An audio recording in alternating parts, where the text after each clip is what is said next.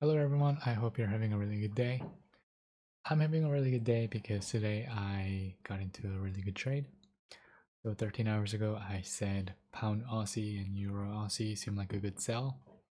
And right after I posted this tweet, I went in and picked pound and get into got into short position. So right now I'm up about $130 plus, and somewhere over here, I sold two-thirds of it. So I made about 150 already. That's in the pocket. And stop loss is moved to the entry right now, so cannot possibly lose this trade. So feels really good. But today I wanted to talk to you about what's happening around the world. You probably know it, but let's look at some of the examples. This article is a really fun one. It's titled, Holy God, we're about to lose everything. Pandemic crushes overleveraged Airbnb superhosts. I will link it down below. So I'm not going to go through every single word, so if you want to read it, it'll be down below. So Cheryl has a small portfolio of Airbnb properties with monthly mortgage payments totaling around $22,000. She said the increasing rental income of adding properties to the portfolio would offset the growing debt. When the pandemic struck, she said $10,000 in rental income evaporated overnight. I made a bargain with the devil, she said, while referring to her financial misery of being overleveraged and incomeless. There's another person, Jennifer from Michigan, spent $380,000 on two properties in 2018. She and her husband borrowed $100,000 to furnish each. Rental income would net up to $7,000 per month from Airbnb after mortgage payments, which would supplement her income. Before the virus struck, both were expecting to buy more homes. Now they can't make the payment on their Airbnb properties because rental income has collapsed. We're either borrowing more or defaulting, she said. Here's another person. This is a Jennifer, but different Jennifer from Atlanta. Blah, blah, blah. They spent about $50,000 annually with cleaning service, about $25,000 on inspector, and $30,000 a year on maintenance staff and landscapes. Not to mention spending on furnishings. When the Airbnb began refunding guests March 14th, the Landrums, the Jennifer, had nearly $40,000 in cancellation. She said the couple has been able to pay only a portion of April rent on the 18 apartments they leased and can't fulfill their obligation to pay 3 months' rent unless bookings resume. Oof. Greg, who runs Phoenix real estate firm, said Airbnb hosts are desperate to sell properties in April. There's been a flood of people. You have people coming to us saying, "I'm a month or two away from foreclosure. What what's it going to take to get it sold now?" He said. Oh. So that's what's happening in the US. This one, it's in Philadelphia. People are out on the street protesting with the signs. Uh, Sign, it says, "Bail out the people, not Wall Street." I think they're starting to understand what's happening around the world. I want to say they're finally, how should I put it delicately? They're finally waking up, I want to say. Because what's happening is this. And they're giving it to the people friends at Wall Street, giving it to airline companies, giving it to corrupted institutions that are supposed to go bankrupt years ago. So now they're finally getting it. Another sign, it says cancel the rents now. I think this is becoming a hashtag on Twitter or something, but yeah. During an interview, she said, "We have lost our job. We have no money. We certainly don't have 3 months of rent." Oh, I'm not done with this yet. And number of people who are struggling to pay rent, it's about 40 million families. And number of people who miss the April's rent increased by 50%. Nugent said economy would get better by July, but we'll see about that. And this person, he said the unemployment rate that we're seeing is going to be very, very similar to what we've seen during 1930s, the Great Depression. And I have another one. This one is about restaurant owners in Korea. So this person, this lady, she saved up all her life and she opened a shop. She just bought new appliances.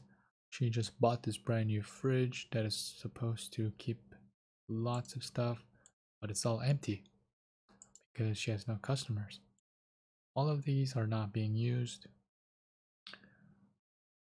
And here's another person. He said he's barely able to pay his workers, and number of customers are decreasing. If this continues, he have to close down.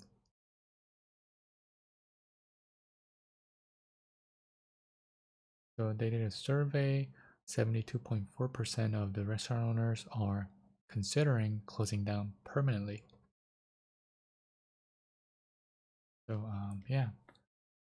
Well, let's go back to this housing and all this. So yeah, they're not able to pay the rent even for their restaurants. So what's gonna happen is they're gonna lose it basically. Notice how this person is before. So we have renters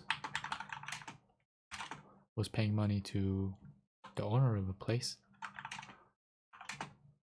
because the owners don't have $1 million under their mattress. They're gonna borrow to purchase the property. And they're gonna borrow it from the bank, right? Yet to renters, all these people are not able to pay their rent. These business people are not making money. What's going to happen is they're gonna be gone, and we're gonna be left with just the banks, who holds now lots of properties. And when there's large demand, large supply, I would say increased supply, and we also have decreased demand, right? Because people don't even have rent, right? People are struggling to put food on their table. Do you think they're gonna pay their rent? I don't think so. They're not paying their car payments. They're not making credit card debt payment. Not paying their student loan debt. They're not paying anything. They're just trying to survive. So no one's gonna go out and try to buy a house right now. So we have these two together, and you don't have to be a genius to figure out what's gonna happen. And people who has a lot of properties to rent out, for example, this person, Who are they? They're the boomers. Boomers are wealthy, they're rich.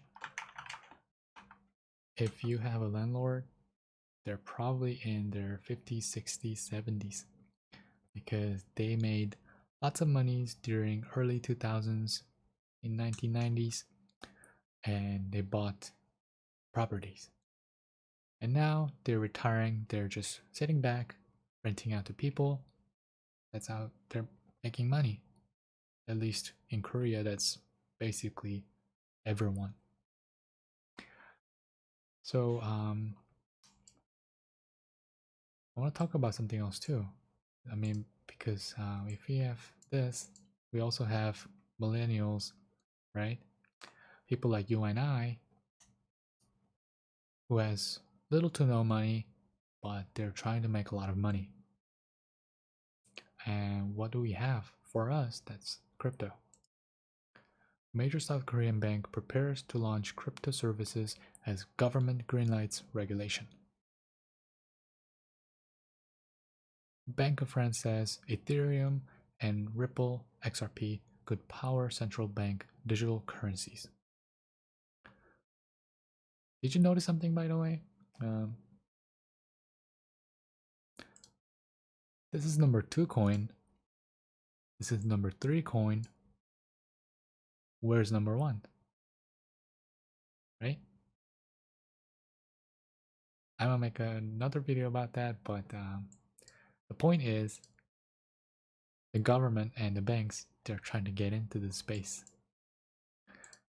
I saw this happening 2 years ago when I first got into crypto, but if you're still not seeing this, I don't know what you're doing with your life, but uh, you should start doing some more research. You have a lot of work to do. But going back to this boomer, so people like you and I who has no money, they're into this. They got into the space because of the such gains like this, right? Imagine turning $2,000 into $1,000,000 because that was possible during this time, 2017, 2018. From what I'm seeing on this chart, I think where we are is similar to what's happening somewhere over here. Like we're just beginning to get into another cycle, and with the Bitcoin halving coming up and all that, so within 1 or 2 years, I think the crazy prediction like $1,000,000 Bitcoin is certainly possible, right? If not, somewhere in 6 figure, I think that's still possible. You cannot say that what's possible or what's not because we've seen some crazy stuff recently. The oil price going negative and interest rate going negative, like all this is supposed to be impossible, right? But it happened. That's what they've shown us, that anything is possible. So this going to $1,000,000 certainly possible. So just keep an open mind. But these people, the boomers, when they realize that the property value is going down and they're looking for different things to make money on because whatever they have, the housing, apartments, condo, duplex, whatever, they're not making them any money. So they're gonna look for something else. And I believe that crypto is gonna be a new asset class that people can invest in very easily, and they're gonna bring their money and buy crypto in the future. And can you guess where they're gonna buy at? They're gonna buy here. Yeah. So right now, younger people are buying here. They have been buying here all this time. And when it gets to high 5 digits, they're gonna sell it to the boomers. and they're gonna buy here. This video is not to encourage you to go buy right now because I believe that it's gonna go up or anything, right? It's just to tell you to do some research on this because what's possible over here on this side, no one knows. Maybe it will look something like that, and we'll have something like this. That is certainly possible. So, yeah, do some research, but don't buy this video. Don't buy because you're watching this video that I made and you feel like you have to buy. I'm not telling you to buy. At the end of the day, it's your own decision, but please don't buy because you have to buy here, remember? So please don't buy.